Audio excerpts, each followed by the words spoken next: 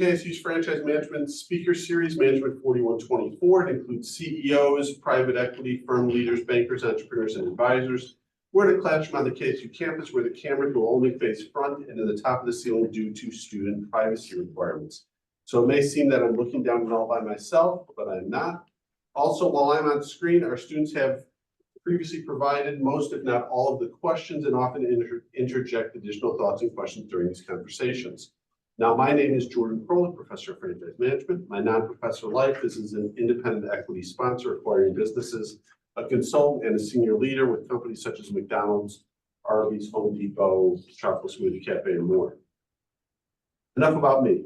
Today, we are extremely excited to have Julienne Smith. Julienne is currently the Chief Development Officer for IHG Hotels and Resorts, where she oversees the company's growth in the Americas region. IHG, also known as the InterContinental Hotels Group, has 19 hotel brands and 6,000 plus global locations, including its namesake luxury InterContinental Hotels and the ubiquitous Holiday Inn brands. Prior to joining IHG, she was SVP Development and Owner Relations for Hyatt, responsible for franchise and managed development. Julienne also held several positions within Marriott International's lodging department. She's an active member in several hospitality industry organizations, including AHLA, ULI, Hunter Hotel Conference, the Americas Lodging Investment Summit, and the NYU Hospitality Investment Conference. I got them all out. Thank you for joining us, Julienne. We really appreciate it. It's a pleasure being here. Thanks for inviting me. Oh, absolutely. So we're going to start off, if you can give us a little bit of background and kind of what do you do? What is your responsibilities and so on and so forth? Sure. So I'm Chief Development Officer, but I actually don't do real estate development. I work for a brand company, currently IHG, for about the last 5 years, and before that Hyatt for 14 years, and I started my career with Marriott, and I was there for about 3. And what we do on the branding side is we license our flags to developers, so to the people who are building hotels or buying hotels and looking for a flag to affiliate with. IHG has 19 of them, 16 of them are available in the Americas, which is the region that I cover. So what we do is we negotiate contracts with individuals or corporations who own and build hotels. So we're developers in the sense that we have market intelligence. We know where we want to build. We have relationship skills. We know who we want to build with. And we have the ability to negotiate and strike the best deal for the owner and the brand company we work with. Cool. And let me hand it over to Shahil. Shahil, I love this question. This is a good one. Oh, he's pulling it up, but I like it.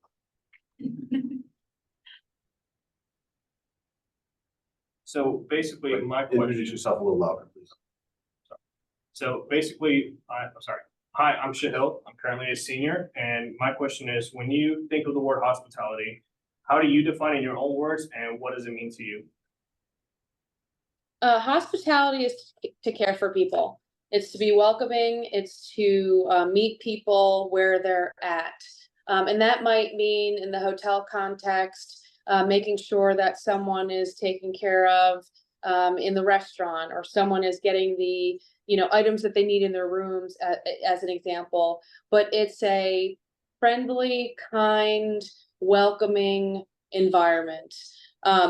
It's a good question because we are in the hospitality business. In what I do, sometimes we can get lost in being in the hotel business, right? Return on your investment, cash flow assets, and so forth, and think about it in terms of spreadsheets versus people.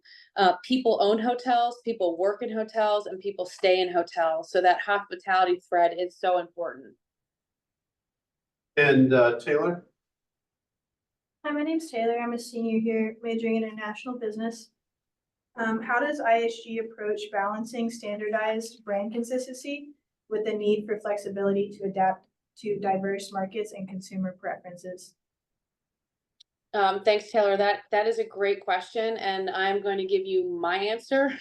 because I'm on the development side, not the brand side. I do work for a branding company, but we have about half of our brands of the 19 are prototypes, right? So we develop what is in the hotel. So Holiday Inn Express is a great example. We've got a prototype that we can provide the owner. It's a brand in a box. Basically, they build it per our specs, by the FF&E that we spec, and off we go. But that's not always going to work. Sometimes we have adaptive reuse projects or conversions or an urban footprint where the lobby will be quite small and can't fit all of the things on the first floor that the prototype would require. So we have to be flexible, and that's where our architecture and construction team comes in, and our design team comes in to make sure that we are balancing what the owner can, let's say, afford in terms of what they're trying to build, what the consumer will be satisfied with, and what the brand will be happy with. And there's a little bit of contention there because branders want their hotels to be flagships every single time, but that's not realistic, right? We've got cost involved with building a hotel. So an owner will say, I want to keep all of my, dressers in the rooms from my previous brand. And a brander will say, well, that's not the spec that we have. And in development, I'll come in and say, okay, let's look at this. Can it be reskinned in some way, refurbished in some way that can satisfy the developer's investment profile and the brand's desire to have consistency? The other thing that is different today than when brands popped up 30, 40 years ago, Holiday Inn being one of them, is we have the ability to understand the quality of a hotel from a peer-reviewed site like TripAdvisor before arriving to a hotel. So 20 years ago, we had these books that you could flip through and you'd see the location of where you could go, and you'd say, I want to stay at a Holiday Inn because they're always in great locations. You get the Holiday Inn book, and that makes you a Holiday Inn loyalist, and there you go. And you would only know anything about the hotel based on what the parent company would say about it. You wouldn't have that sort of peer review. So today you have honest, pure, unadulterated feedback on hotels that you can find on TripAdvisor. And rarely does it say, it wasn't the blue carpet at this hotel that I saw at, another hotel that I was at across the country, right? So making sure that we're appropriate for the market and flexing the brand in that way is also important to kind of satisfy what the owner wants to do, and make sure that we're allowing people to feel like they're in the market that they're in. That sort of prototypical consistency, market by market, really is a cost savings advantage from the owner, more than it is driving a consumer preference, because they're not looking, most of them, maybe there's a couple, they're not looking at the carpet in terms of color, right? They're looking at, is it clean? Did I get the amenities that I'm expect to get? Was the TV working? Were they friendly at the front desk? Was the F&B satisfactory? That's really the experience versus sort of the cookie cutter brand product. And I'm happy to build on that if you have more to ask about that. No, I think what's interesting, we've had a little bit of discussion on this just because given my similar background in development. I used to call it a kit of parts. A brand needs a kit of parts. So for Holiday Inn Express, while I don't know your kit of parts, it might be the green sign behind the logo. For me at Arby's, it would be that, now again, this was a branding thing, but it would be the hat, it would be the availability of, at that time, 5 for 5 type products. McDonald's, it was clean bathrooms. It's just you had 5 to 10 kit of parts that people recognize. And everything outside of that, people didn't realize that McDonald's had more prototypes than any other chain out there because we wanted to fit in to stack stone. If that was stacked, and that was in the days of the Red Mansard Road. Is that similar to things that you do with now, or is that kind of a different area outside of the development function, more in design and architecture? We have input on that because we're the conduit between the company IHG and the owner. So we're sort of the voice of the owner within the company, within AD&C and all the other support functions that we have. And I would say, just going back to, you know, having that cookie cutter sort of kit of parts approach, you definitely want that. The other thing is, if you walk into, for example, a Target or a Walmart, all of the items are generally in the same places in every single store. So there's familiarity when you walk in, you kind of know where you're going. It might be mirrored or flip-flop, but for the most part, you know, home goods is next to, you know, the food, whatever, I'm making it up, but there's a consistency involved. Same thing when you walk into a hotel. You want the front desk to be in sort of the same place, the breakfast area to be sort of the same place, the elevator bank to be sort of the same place, because there's that familiarity. So there is a comfort to that's unique for hotel guests, because you're living there, right? It's an intimate experience. You're sleeping there. So that familiarity is important. Where there's flex is, like I said, color of carpet, or, you know, what the tables look like, and things like that. That's the piece that doesn't matter as much, and where that kit of parts comes into play, because you have to have tables, an example. Now, whether they're brown or white or black or whatever, that's where a designer might come in and have, you know, an overlay of opinion. That makes sense. I'm going to hand this off, and I'd love for you, from, if you want to go from a brand perspective, great, but I'd love to have the development perspective. Amir? Hey, I'm Amir. I'm a senior business management major. So my question is, in your experience, what are some key trends or developments shaping the future of hospitality, and how should recent graduates prepare for them? Say that again. What are the key elements to what? The key trends and developments in the hospitality industry. What's shaping the future of the hospitality industry, at least from a development perspective? What are some of the key trends? And, you know, that would be great to hear. Yeah, I'll talk about it from a development standpoint, and then a consumer standpoint. So from the development standpoint, we are very much in a conversion market. If you look across IHG and our competitors, more than a third of our pipeline last year, this year, and into the foreseeable future is conversions of existing assets. And we're at a flexion point in the development cycle right now, where everything is expensive. Cost of construction is expensive, cost of FF&E, cost of goods, labor is expensive, and the acquisition of capital is expensive. Interest rates are probably not going to go back down. They're hopefully plateauing, maybe a little bit blip down, but they're never going to go back to how low they were. They were unreasonably low, to be honest, for a period of time. If you look at the 100-year history, they were never as low as they were for the, you know, 8-9 years that they were. So we're probably plateauing at this point, which the development community, the builders, are still getting used to.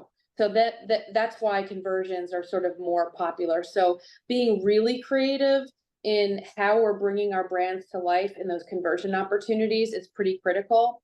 You know, IHG, much like our competitors, we're a growth company. We're publicly traded. We're measured on our system size, how many hotels we have and how many hotels we have in our pipeline. And that needs to continue to grow. It can't go backwards in order for our stock price to stay where it is. And that's just the reality of who we are as a branding company. So continuing to be creative in how we bring those conversions to life. On sort of another side, which does hit development a bit, but mostly consumers, is technology continues to evolve in such a material way. I talked about, you know, TripAdvisor being a place people can go. That's on your phone, right? IHG One Rewards is an app on your phone. The way we connect to our consumers through that experience is so important. I mean, I'm sure a lot of you do Uber Eats and Uber and all that other kind of stuff, or order Starbucks. I order Starbucks even though I don't really like the coffee that much, but I can order it ahead for myself and my kids, and I can pick it up, you know, on the way. It's just super convenient, and that sort of seamless experience is trickled into the hotel business. And we're not tech companies, so we're trying to figure out exactly how to do that and gain preference by the consumer, so that they're only going to IHG One Rewards, as an example. And then that's flowing into the experience with the hotels. Labor is expensive, right? So we're always thinking about how can we tech enable a hotel so we can reduce our full-time equivalents.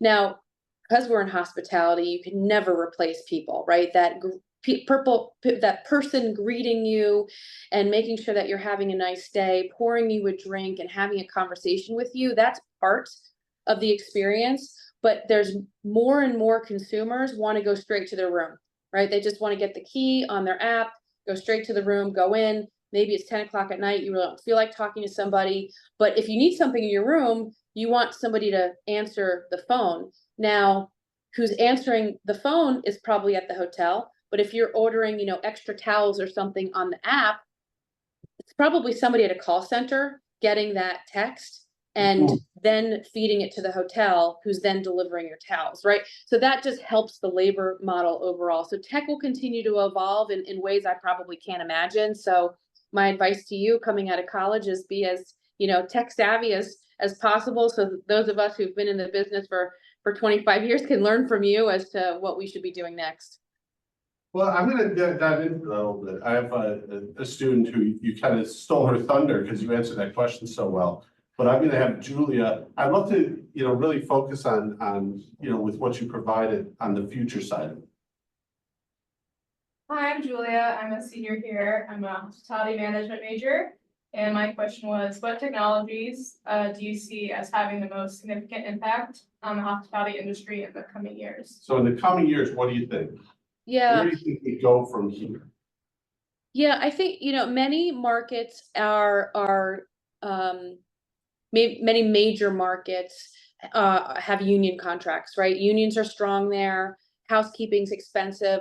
There's some markets where housekeepers are probably going to start making more than $35 an hour, maybe even closer to $50 an hour, depending upon the hotel that they're at and the market that they're in. And that is a huge increase from the labor model that's in place for hotels. And, I think housekeepers should make $100 an hour. It's a terrible job. If you ask me, you're cleaning up after people after they've been in their hotel room. So it really is hard work. So I'd love to pay, housekeepers as much as possible. But there's a certain ebb and flow in terms of your ability to pay folks. So I think that technology is going to play a big role there.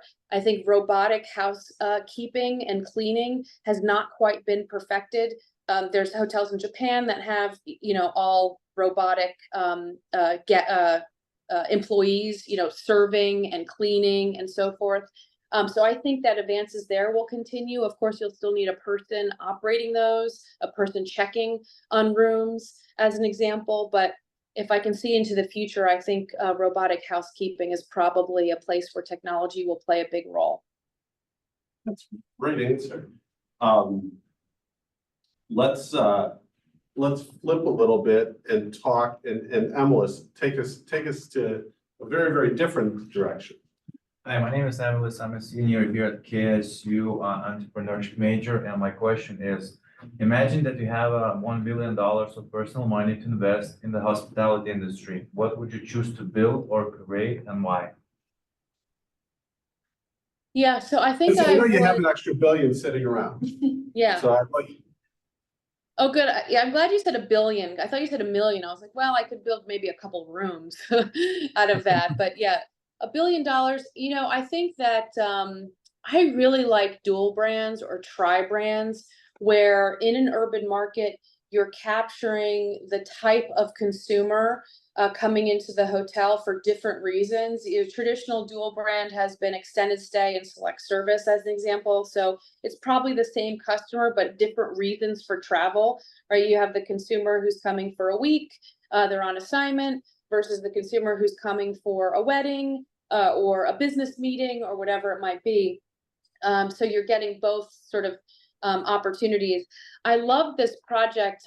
When I lived in Chicago and I was with Hyatt, White Lodging built a tri-brand hotel before Starwood was purchased by Marriott in River North. It was or is a Fairfield Inn and a Loft and a Hyatt Place. And they said, you know what, we want 3 reservation systems filling our hotels. We've got 600 rooms we can build, and we are going to chop it up and make it 3. And they built a really cool restaurant with a local restaurateur on the ground floor of the Aloft side. It was sort of took up a half block in River North. And I think that's a great use of investment. So I would say something mixed use. Since I have $1 billion, I probably would, add a restaurant to that. Maybe add an office component. Office here in Atlanta where I live is coming back in a different way. I'm in a high rise here at IHG's corporate headquarters in the suburbs. These are not what people are wanting to work in.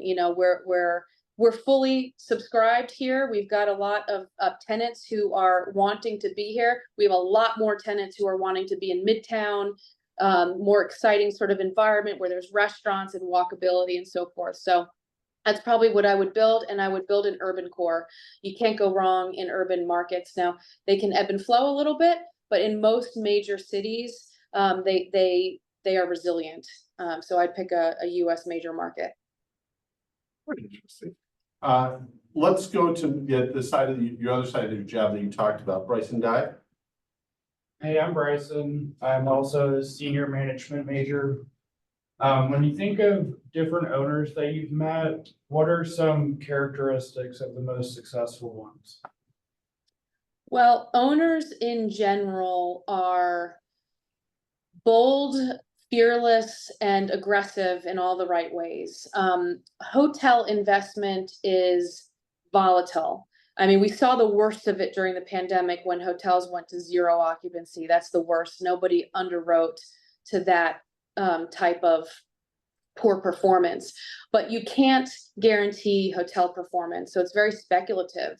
You're building a hotel in a market where you can make an assessment based on hotels that are in the market already and kind of understand what the ADR and occupancy potential could be. But it's a gamble. Corporations leave, universities shrink, really solid demand generators that you're banking on can turn and no longer be there after a period of time. And franchise agreements are 20 or more years. So it's a marriage.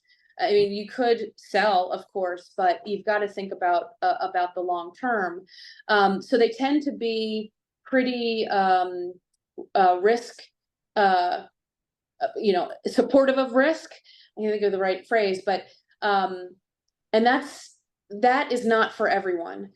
I layered onto that, if they're not using all of their own capital and they're having to go out for financing, hotels historically, today they're more favorable, but historically banks have not loved hotel lending. They've preferred historically, again, not necessarily today, office or residential lending, because you can pre-sell those investments. If there's a residential development, you can pre-sell homes. If there's an office development, you can pre-lease. You can't do that on the hotel side. The pre-selling of groups, for example, at hotels is not sticky. You can cancel it. They're terminable. Groups come, they go.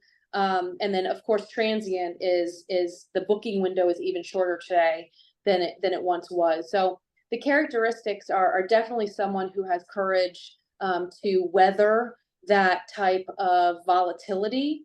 And the ones who've made it really big have under-levered and had the foresight that there probably is going to be a downturn, and whatever you're projecting your hotels to be, weight that down by 20%, because you never know what could happen. Again, the pandemic was a total outlier. Nobody predicted 0%. Yeah, so I would say they're entrepreneurial. And let's go to the other Bryson. Hi, I'm Bryson. I'm a senior here at Kennesaw, management major. I was wondering how you do, or how do you keep the investors and shareholders happy on like a day-to-day basis? How can you keep all these disparate groups happy? How do we keep all so it's a balance, because we are a publicly traded company, so we have to continue to grow to keep our shareholders interested. That can't come at the detriment of an existing owner, right? So when we think about our growth, we have to be very mindful of the owners who are already in that market that we might have earmarked for some certain new brands growth or additional same brand growth. So we've got a pretty robust notification process when we have a new deal coming. We let the existing owners in the market know. We give them the opportunity to object if it's a like type of brand in the same segment, and air their grievances as to why we shouldn't do that hotel, or give their vote of support saying, hey, that's great, that critical mass will continue to help put this market on the map, and IHG will continue to grow, which is good. So that is a balance, because we're not trying to grow for growth sake, because that can ultimately be detrimental and erode our relationships or erode performance in existing markets, but we do have to grow. So I would say it's what I live and breathe in, because I'm tasked to grow the company, but I have to be very mindful about all these other elements that are embedded into that, and what's primary for me is owner relations. No, it makes perfect sense. Simeon, and maybe this builds into that. Hey, my name is Simeon. My question was just, what's your favorite part about your job? When I started, I've been in development in this type of work on the brand side for almost all of my career and all of my hotel career. I've actually never worked in a hotel.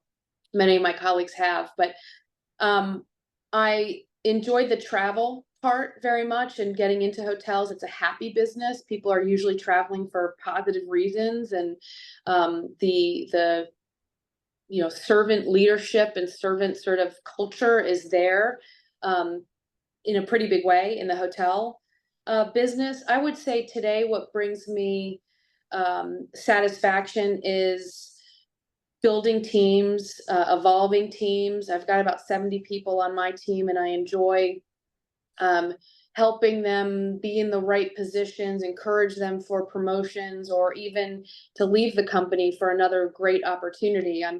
I'm very much into the people aspect of it. And then throughout my career, from the beginning till today, I really enjoy the owner relations part. The previous question was, what's the typical owner? They're entrepreneurs, they're innovators. Many of what the brands come out with is because that's what owners want. Certainly consumers as well, and we track their behavior and analyze what consumers want. But owners are building it. They're spending millions upon millions of dollars to build hotels, and oftentimes give us the best ideas and how to modify our prototypes or our brands going forward. So I love being around entrepreneurs, which our owners are. They breathe a lot of energy. There's no doubt. When you find the true entrepreneur, they bring energy to almost every conversation you have. Agree. Riley? Hey, my name's Riley. I'm an entrepreneur major here at Kennesaw. I was wondering, could you share any successful campaigns or initiatives that you led, and what do you believe contributed to their success? Yeah, so I've always been on the growth side. I've never been sort of on the marketing side. But I would say that in times when we've been trying to accelerate growth from a variety of different companies I've worked for, master development agreements have worked really well, or accelerator agreements where we negotiate a certain type of deal structure for a single developer to do, 5 hotels or 10 hotels, or some sort of master development agreement. So I would say getting creative in sort of the deal making has been something that I've focused on and been successful at. I'm most successful, or my team's most successful at that, when we listen really closely to what the owner wants and we tailor our deal making around that. We have a franchise disclosure document, so there's basic deal terms for every brand. But when you get into multi-unit developers and deals, that's all negotiable. So sort of understanding what's important to them. Is a reduced fee structure so that they can preserve cash over a period of time more important? Or is key money, which is basically a cash incentive at the time the hotel opens, is that more important? Because then they can promise that to their lender and buy down their debt. Or is, modifying the the design to their aesthetic, because they're going to do something that's a little bit more soft brand in nature, and they want their naming as part of it, right? So it really depends on that. But I think really listening to the owner and understanding what they want is a big piece of it. You know, we talked a lot in this class about selling. Stop selling the way you want to sell, start selling the way your customers want to buy. 100%.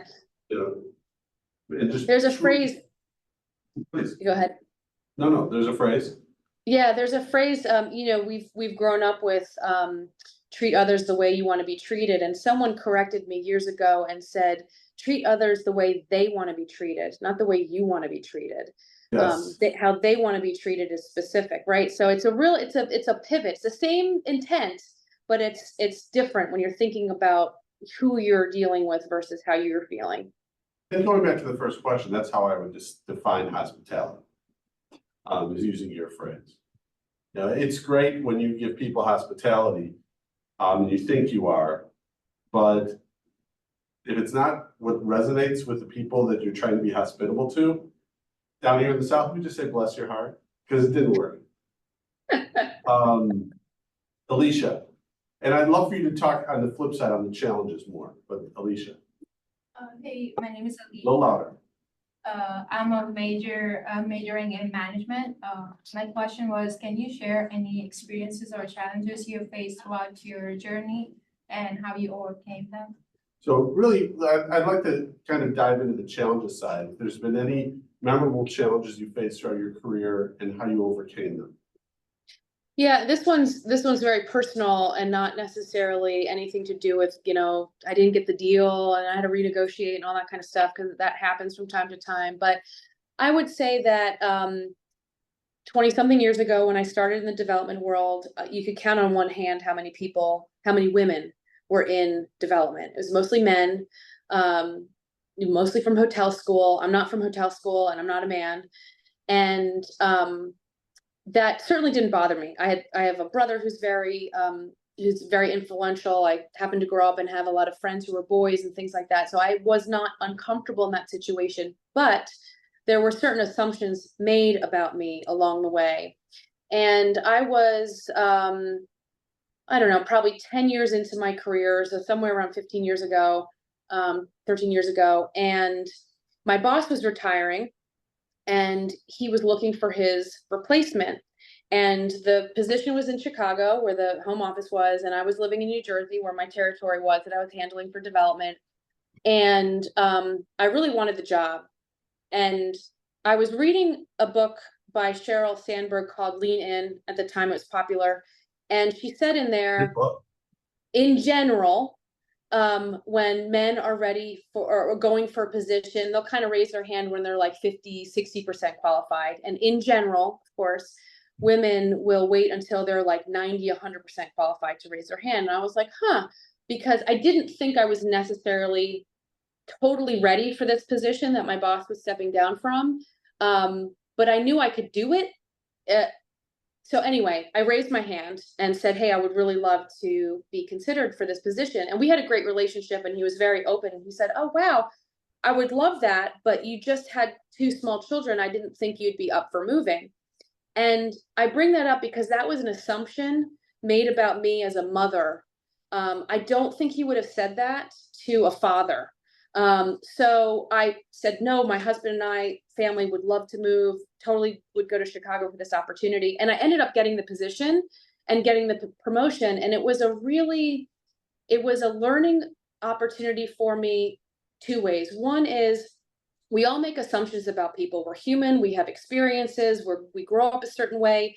You're bound to make assumptions, but you shouldn't rely on those assumptions. You should always be curious and ask more, and not live with those assumptions. And then secondly, you are the steward of your own career. You've got to raise your hand. You're not always going to be tapped on the shoulder. Now, I have been tapped on the shoulder from time to time, but most of the positions I've gotten, it's because I've raised my hand and said, hey, I can do this. So those are sort of two pieces of my journey that could have been an obstacle. I could have sat back and not raised my hand and allowed these unknown assumptions, which later became known to me, to thrive. And I was able to sort of pivot that Thanks to Sheryl Sandberg and the Lean In book, actually. That's exactly right. I mean, again, we just were talking about this, but if you wait for your career to come to you, understand that there's 20 other people who are not waiting, and they're going to take your career that you want. There's a great phrase that I use a million times. This class has heard it too many times. That I give to Lin-Manuel Miranda, but it probably was created by somebody else, which is find your lane, swim fast. You know, who knows what people's lanes are, but find it. Once you do, swim fast, because there's a lot of other swimmers. Jake, now let's go, let's, first of all, I can't thank you enough for your time. We're gonna end on a couple more personal questions. I'd love for JQ to kick this one off. Hey, I'm JQ, I'm a marketing manager. What was your journey like during and after college? Did you ever think you would go into hospitality? Yeah, so I'm sort of the accidental CDO, I have to tell you, because I'm a liberal arts major. I wanted to make documentary films. That's what I was gung-ho about. My parents were like, how are you going to make money? And then I graduated and I thought, how am I going to make money? That was an interesting choice. But I was really passionate about that. But all the while through high school and college, I worked in restaurants, and I learned, I would say that's a psychology major, working in restaurants. If any of you in the room have done that, that is a way to learn how people tick, especially when you get their order wrong.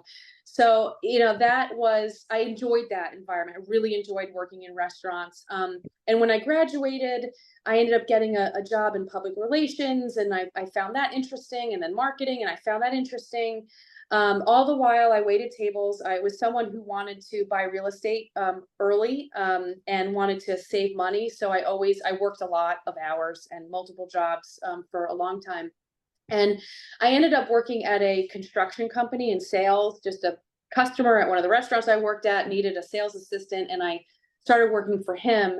And that got me into the development world and sort of understanding real estate a bit from their lens. They built banks on the West Coast where I was living. And I sort of hit a ceiling there. It was a small family business, but wanted to do something with real estate. And two companies were hiring. I found on monster.com a job for Yum Brands in their real estate development team and office in Irvine, and Marriott's development office at the time was in Newport Beach, where we were living. And I got traction with the Marriott position, and I started entry level. I was a development assistant, actually part-time, still worked at a restaurant part-time to help pay for that house that I ended up buying, and worked my way up. So I learned franchising, owner relations, deal negotiations, all of those things from the ground up. I would say that in what I do, the ability to read people and relate to people is, in my view, something you can't really learn. I think you're kind of born with it or you're not born with it. And I happen to have that piece. And then everything else I learned, you know, how to read a P&L, market studies, how to put a feasibility study together and things like that. I just learned over time. So I did not think I'd be in real estate. At the time that I was working for that construction company, though, it was right before the mortgage crisis and everybody was buying houses, myself included, but I didn't over leverage myself. So I was doing okay. But real estate was like sort of the thing. And I lived in California, it was really a thing. So that's how I got into it. It's just interest. And again, I don't have a hotel degree. I don't have a formal education in what I'm doing. I just learned it from the ground up. I would like to make documentary films still, though. So if anybody wants to. My goal is to be a film producer. I love it. So one day. But no, we talked a lot that if your career path you think is here and you read the HBR article and you say, oh, I got to here and it's a straight line. It's not. It's a line with a lot of this. And then somehow you end up there. And I think your story really defines that, because, you know, none of us plan to be often what we are. But then you look back and you're like, I'm pretty happy with where I'm at. And I will add, Jordan, a couple things. One is when I took that role at Marriott and I left the construction company, it was actually a step back in title and a bit step back in money, but I saw a path. It was a big company. I had a grandmother who was an executive in New York in the 1950s when women weren't really executives, and she gave people a lot of advice. And it was, if you find a company you want to work for, just take a job. network, sort of understand, and then there should be opportunities from you from that point forward. And that's what happened to me is I took pretty much an entry-level job as part-time development assistant. And a college degree was required, so that's great. I'm glad you guys are all about to get one. But other than that, there really wasn't any experience. So I took that opportunity, even though it was a little bit humbling, right? Because it's not the title and all that stuff, and it was a step back, but it got me where I am. And throughout my career, I raised my hand to do tasks or take on projects that maybe were annoying and other people didn't want to do. But I was like, okay, you know what? They need support on that project. I'm going to be the person to help. They need someone to go to Fresno, California to take pictures of a site before Google Earth. I'll do that. So I raised my hands for a lot of opportunity, and I made myself mobile. I was open to moving, and I moved 6 times in my career. Now that I have children, we've moved twice, and they've asked me not to move again, so they have a say now. But as an individual and with my husband, we were really open to, hey, we'll make it work. We'll figure it out. Let's go. And that has opened a lot of opportunities for me as well.